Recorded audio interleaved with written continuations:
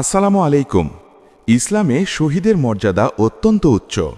কুরআনে আল্লাহ তাআলা বলেন, আর যারা আল্লাহ পথে নিহত হয় তাদেরকে তোমরা মৃত বলো না, বরং তারা জীবিত, কিন্তু তোমরা তা উপলব্ধি করতে পারো না। সূরা বাকারার ১৫৪ নং আয়াত। রাসূলুল্লাহ সাল্লাল্লাহু আলাইহি ওয়াসাল্লাম শহীদের পরিচয় অনেক বিস্তৃত করেছেন। প্রথমত, প্রকৃত শহীদ হলেন যিনি আল্লাহর দ্বীনকে বিজয়ী করার জন্য খালেস নিয়তে যুদ্ধে অংশ নিয়ে শহীদ হন। এদেরকে দুনিয়া ও আখিরাতের শহীদ বলা হয়। এছাড়া রাসূলুল্লাহ আরও অনেককে শহীদের সুসংবাদ দিয়েছেন, যেমন মহামারীতে মৃত, পেটের পীড়ায় মৃত, পানিতে ডুবে মৃত, ভূমিধসে মৃত, আগুনে পুড়ে মৃত, ন্যায়ের জন্য নিহত, সন্তান প্রসবকালে মৃত মা, দিন রক্ষার্থে বা পরিবার রক্ষার্থে নিহত ব্যক্তি, এরা সবাই আখেরাতের শহীদ।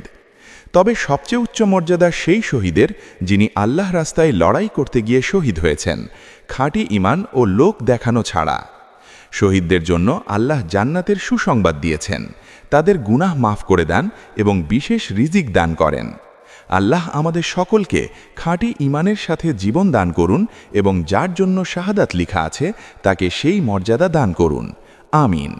ওয়াসসালামু আলাইকুম ওয়া রাহমাতুল্লাহি ওয়া বারাকাতুহু।